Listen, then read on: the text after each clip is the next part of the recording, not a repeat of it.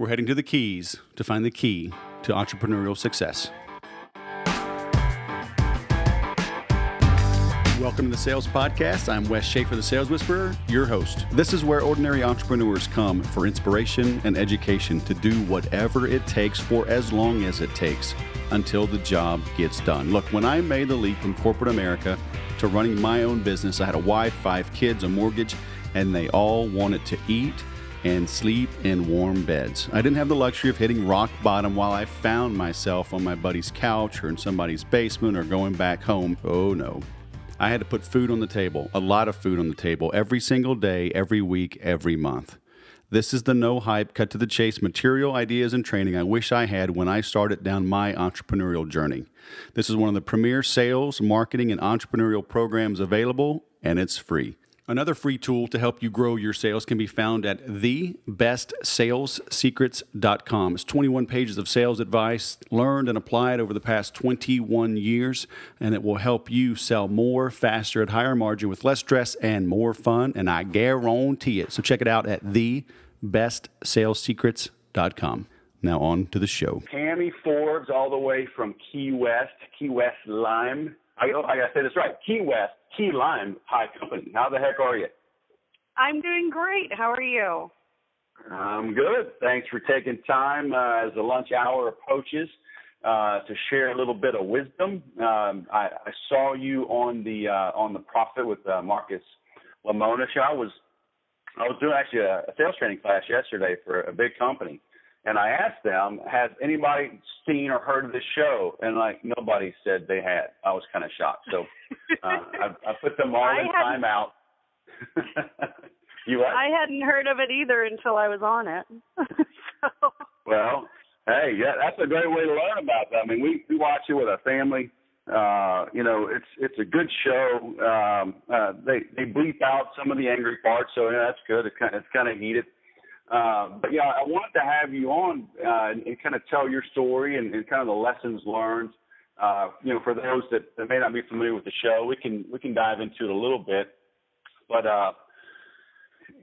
can you kind of give us a thumbnail sketch of what happened and maybe explain the show for people that haven't seen it? And then I want to dive into the lessons learned and kind of the before and after of how the company was transformed.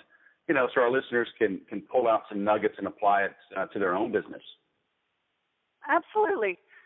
Basically, it started, 2 years ago. I was managing this company, and by managing, I was working roughly 25 hours a week, mostly doing human resources, inventory, and sort of managing all the aspects with the exception of the financial side of the company. And I was also working as a bartender 2 nights a week because at that time I only had 2 children, and you have to make ends meet. It's an expensive place to live. So the owners of the company at that time submitted to the Profit, which is the TV show, and were accepted. It all sort of didn't seem to be going anywhere, and then all of a sudden everything happened at once, which I guess is kind of par for the course in TV land. Right. So the next thing you know, we are in 3 days of filming, and at that time I was 8 months pregnant, so I was very large. And a little stressed out, to say the least. Right. And Marcus came in and made his suggestions.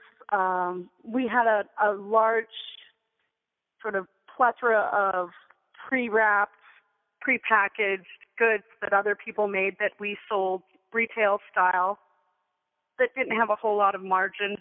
So one of the first things he did was liquidate all of that inventory. We also had a total of 3 locations at the time, 2 of which were losing money. So he had those 2 shut. So now we are down to 1 location, and all we sell is what we make. So we focused turned our focus from having a large amount of product to just what we made, which would be the key lime pie bars. We also make in-house cookies and fudge. And then, of course, we still have our beverages. But so we really right. So an interesting thing there, though, is the company, well, they kind of overexpanded, the owners did, right? But if they hadn't done that, would you say the store would have been at least marginally successful just through selling? I mean, I was shocked, and Marcus was shocked, right? Y'all didn't make anything really unique. It was prepackaged stuff, like off the shelf. Y'all just made it, but it was still making money. Was that, you think, just due to a good location, or, I mean, how is the company even able to grow? It's always been a good product, and we did, we've always made the filling. We, at that time, were using a prepackaged crust, which Marcus was absolutely appalled at. But the pie that we were producing had won at the Pie Championships in Las Vegas in multiple categories. We make a solid top-of-the-line product, but at that time, now we just make it better. We have an all-natural product. We switched from doing sort of the same kind of thing that all the other key lime pie companies down here do, which is, you use the powdered mix because it's hugely less expensive than what you could, than your alternatives. And you'll get more product for less money. So now our costs are definitely a lot higher, but the product is a lot better.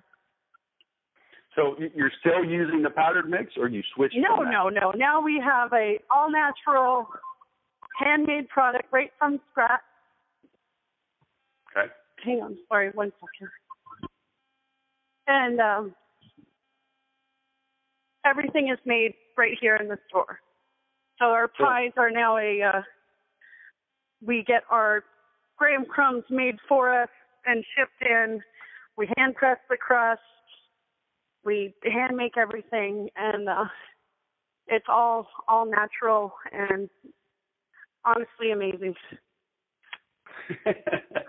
So for those that aren't familiar with the show, I mean, Marcus is a very successful businessman. He comes into a business, if he sees potential, he puts down his own money, right, to get the company out of debt, to solidify them financially, but he takes over 100%, right? So he comes in and rolls up his sleeves and gets to work, right? And he always focuses on, people, product, and process.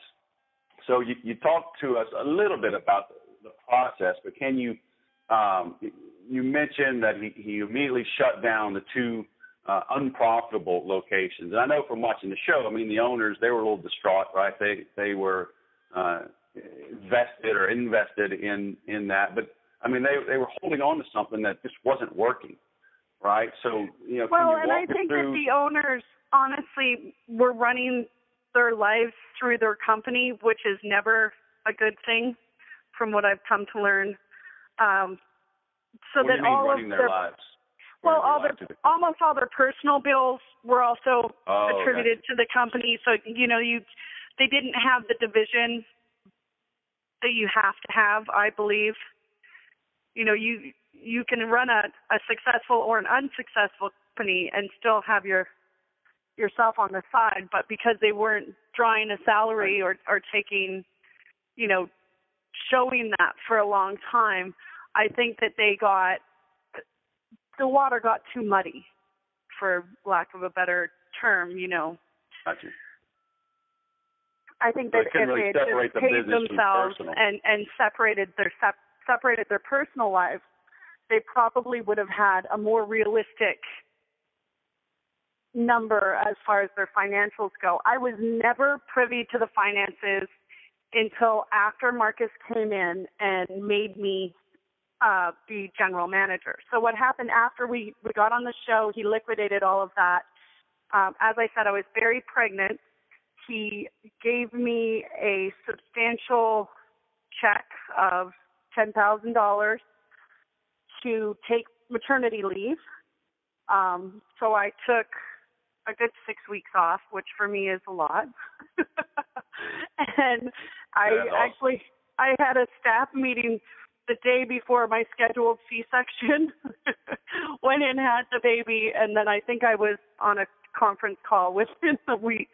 So I'm a bit of a workaholic, which it is what it is. And then I was 100% in charge. So from the time he took over, even before I left to have the baby, I struggled with the owners because they were still involved in trying to find the sort of the lines of where you meet and where, to come in to a business cold and never have been here is one thing, but to be in the business and to have it change so drastically while you're working it was definitely interesting. So most of the people listening, they're not going to have a chance to just totally revamp their whole business,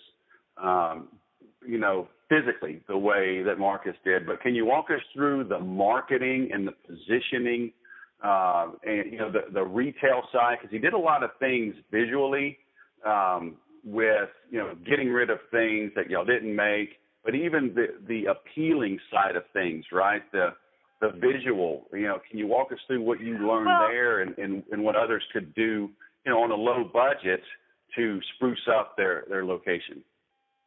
I think if you listen to your customers, no matter what your market is, one of the things, one of the benefits that I had in the position that I had before Marcus came in was that I spent a lot of time talking to our customers. So I knew that there used to be a company down the road where you could watch people make pies. And people were constantly coming in going, where can we watch them make the pies? And, of course, it had shut down a couple of years ago. So when Marcus came in, he said, what should we do? We said, make it so that they can watch us, put it out there. Show us if we're going to make everything from scratch and make this wonderful product, let's show the customers how we do it. Let's lay it out in front of them. So we have this large window, and our production area is all glassed in, and you can actually sit in our lobby and eat a slice of pie while watching people make the pie. So it really shows that transparency from a product aspect. But that's what our customers were asking for, something that's great and that they know is handmade, all natural, fresh. So we really, really captured that, I feel. Right.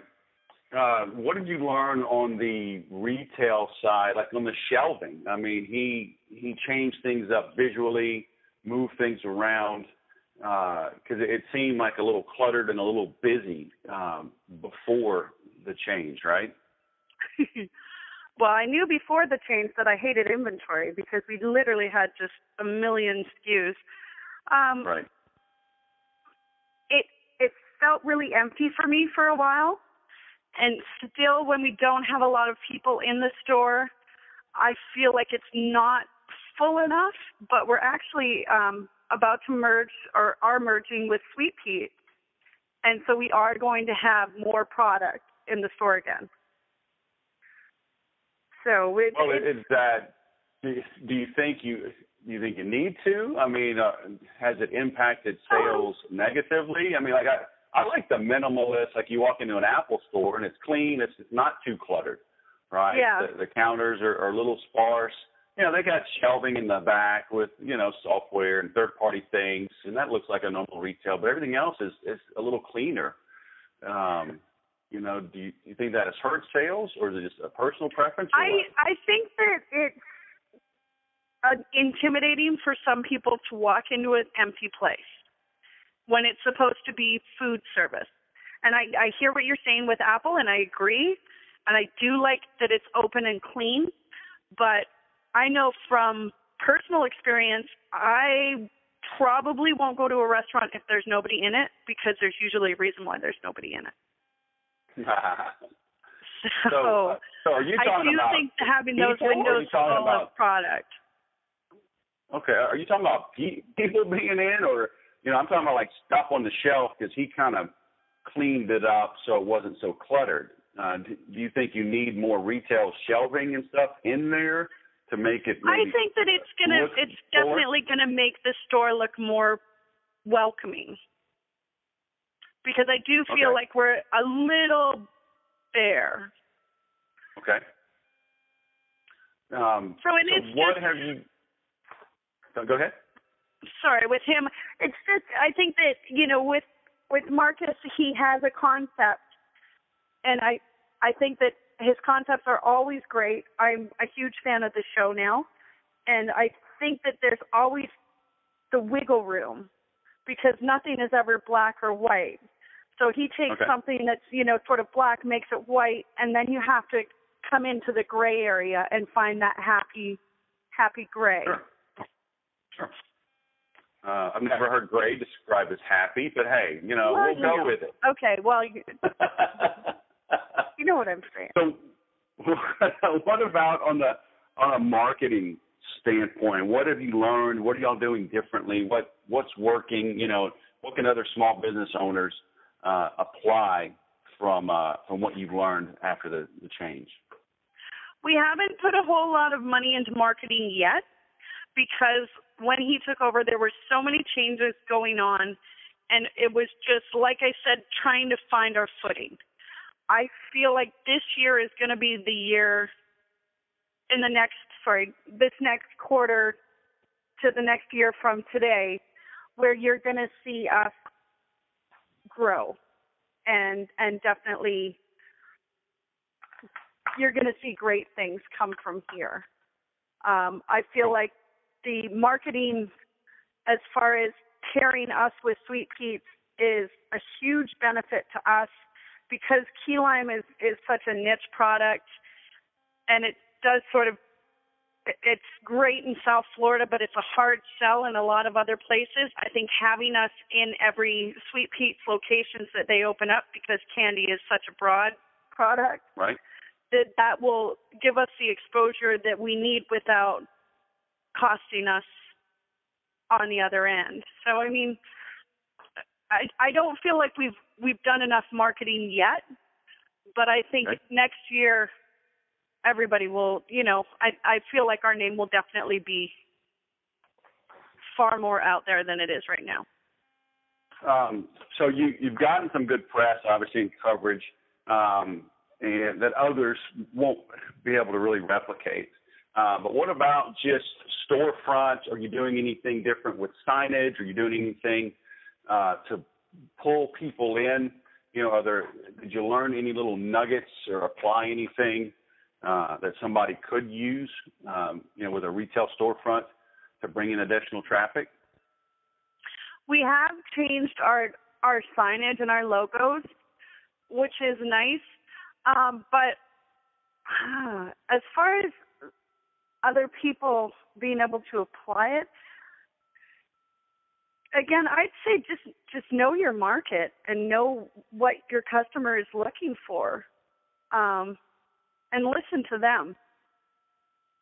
Because I feel like owners nowadays get so caught up in the back of the store that they don't hear their customers enough.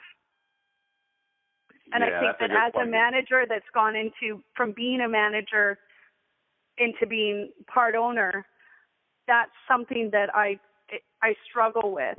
I have so much in the back room that I need to take care of, and so many conference calls and, all of these things, that I physically make myself spend a certain amount of time out with customers and listening and hearing. And anytime somebody says, "Oh, I saw you on that show," the first thing I ask is, "Have you been in before?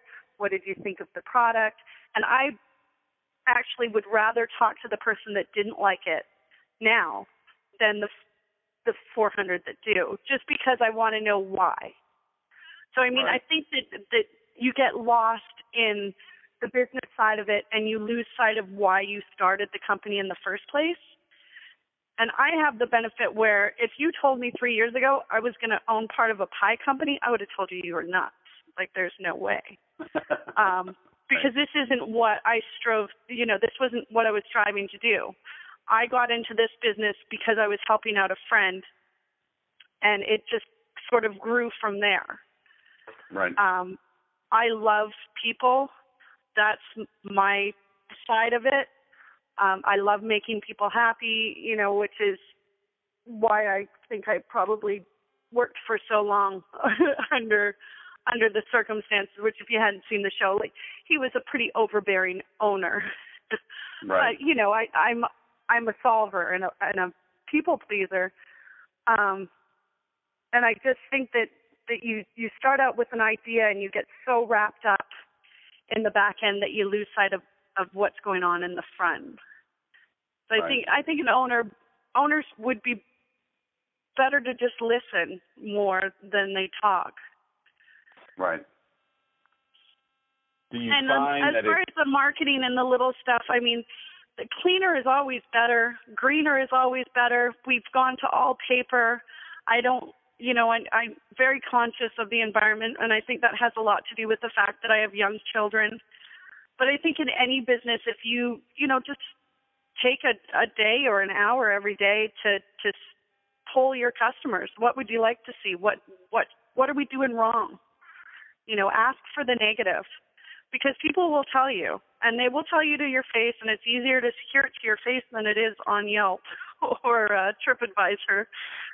Oh, yeah. Amen. And that's something now that I do that I never did. If I have a complaint, I take it directly to the manager or the owner of whatever company, and I say, I would rather even if there is no resolution, because right. This is what you're doing wrong. And I would hope that if you ever come to my business that you would pay me the same respect. Yeah, that's awesome. What about on the people side of things? I mean, as we were getting started, you mentioned you got some turnover, it always happens. What have you learned about the people part of the business, and what are you doing different now that you're in control to make sure you got good people? I've always been in charge of human resources, and honestly, Key West is a hard town for people because we are such a transient location. Finding good people is really hard, and keeping them is, we don't have as much issue with keeping good people once they're here and set, because we do pay a fair wage, which helps. But it's hard. And like I said, I'm a people person. I have a really tough time not knowing every bit of everybody's lives. So when I am put in the position where I have to let somebody go, it is like cutting off a family member. So I have learned to try and not get so involved in everybody's personal life, because when Marcus took over, it was pretty rough. I lost my assistant manager. Well, I didn't lose her. She just wouldn't do what we'd asked her to do. Big change really affects people, and it's either positive or negative. So I ended up demoting my production manager, and he quit, and the person that was supposed to be my assistant manager just shut down completely. So it was pretty rough for a while, but it's in any business, if you can find anybody who loves it as much as you do, or even half as much as you do, you're set. Keep them. Was it worth the change though? Was it worth the pain? Absolutely. I would put my product in front of anybody. I would throw down with anybody as far as what we have, the people that stand in front of you at my counter. Like I'm 100% behind what we do and who is doing it.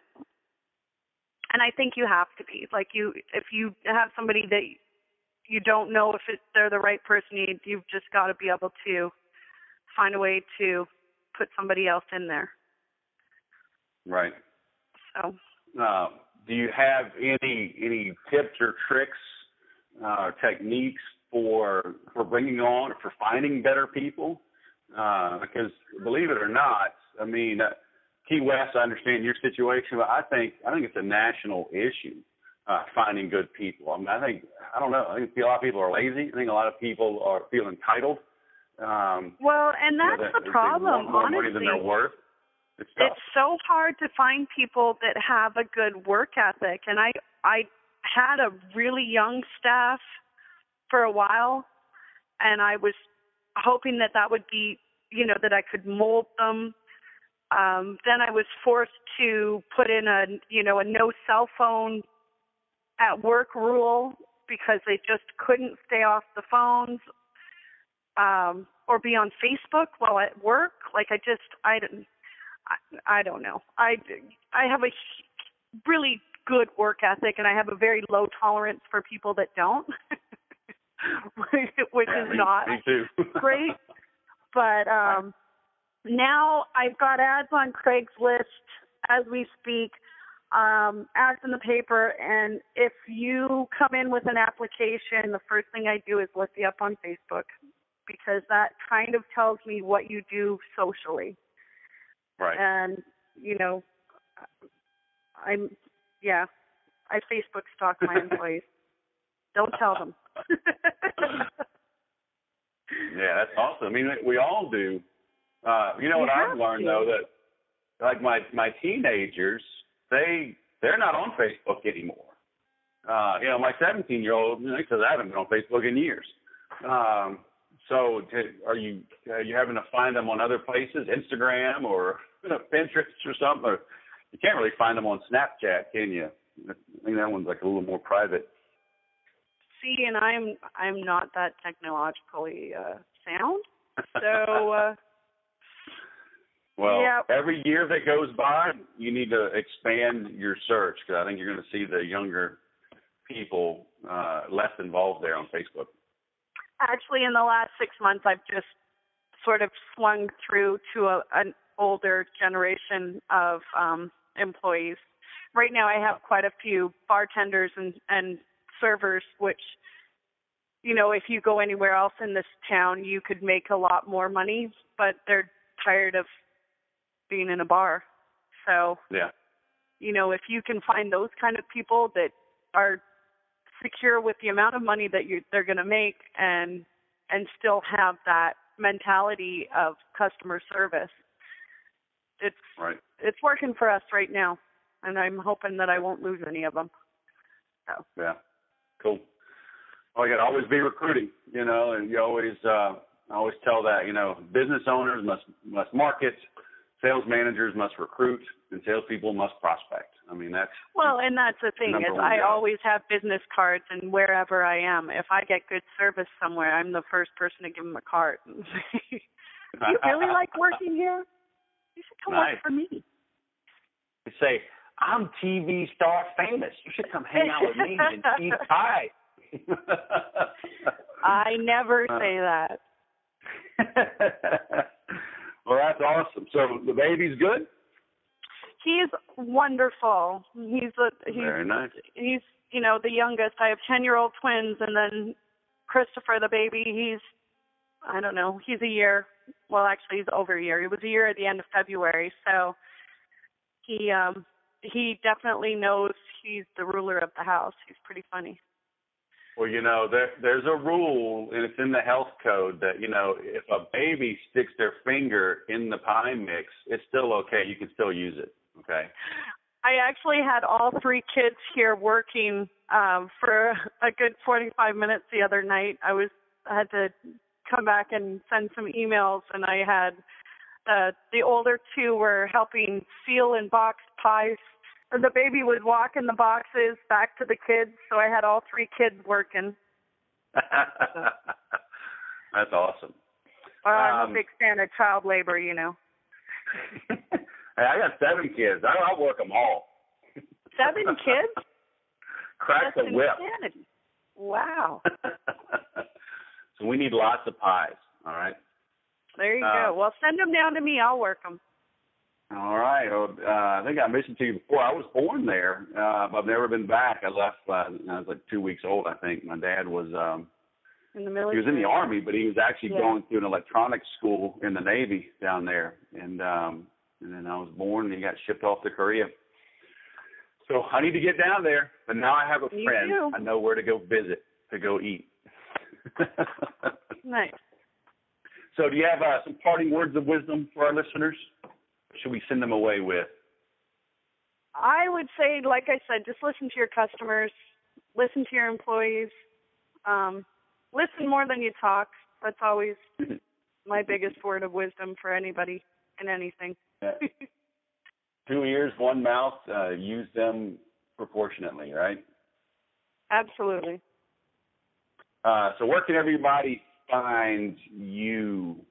Should we send them to the Key West Key Lime Pie Company website or Twitter or what? KeyLimePieCompany.com. Did you get that? It's KeyLimePieCompany.com. So be sure to check out Tami. I hope you enjoyed this episode. The quality wasn't quite as good. Tami is just a simple person, right? I saw her story on The Prophet, right? Marcus Lemonis on CNBC. It's a great show. It's family friendly. They do bleep out some of the tirade some of the clients may go on, and it does happen sometimes. Marcus has lost money on some of the deals, but this is real world. I love the show. Marcus puts up his own money.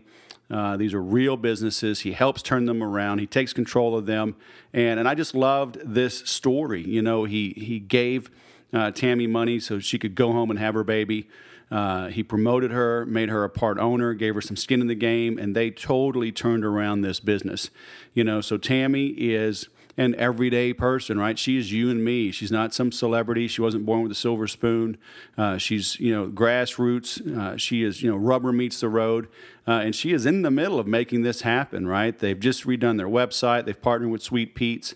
Her story about how they consolidated, shut down the stores that weren't cutting it, ripped out all the stuff that they didn't make, and really streamlined the store, gave it a much cleaner look, and it's working.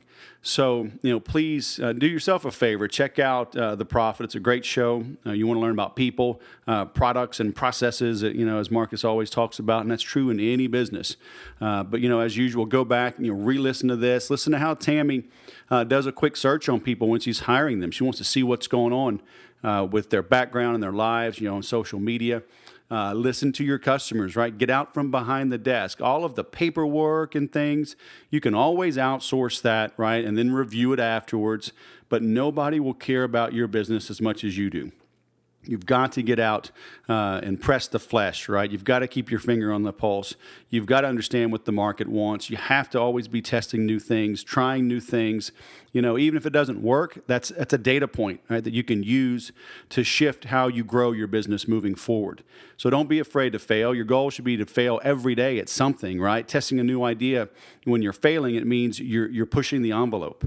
And if you test 5 new things in a week and only 1 works, fine. That you have a new idea that will help you grow your business moving forward. And I think you'll continue to see that from Tami. And that's why, like I said, I want to have her on the show. A lot of you have been asking how I do what I do, the tools that I use. So not too long ago, I created a free report called What's on My Tool Belt. If you head on over to thesaleswhisperer.com, it'll either be a pop-up, depends if you visited there or not, or it's on the right-hand side of pretty much every page and every blog post, certainly every episode of the Sales Podcast. You can get that What's on My Tool Belt. And it talks about the actual software tools that I use, how do I record my podcast, the type of microphone that I use, as well as other things I use within my business to grow sales. So be sure and check that out. Again, you can hit that at thesaleswhisperer.com. And as always, remember to sell different.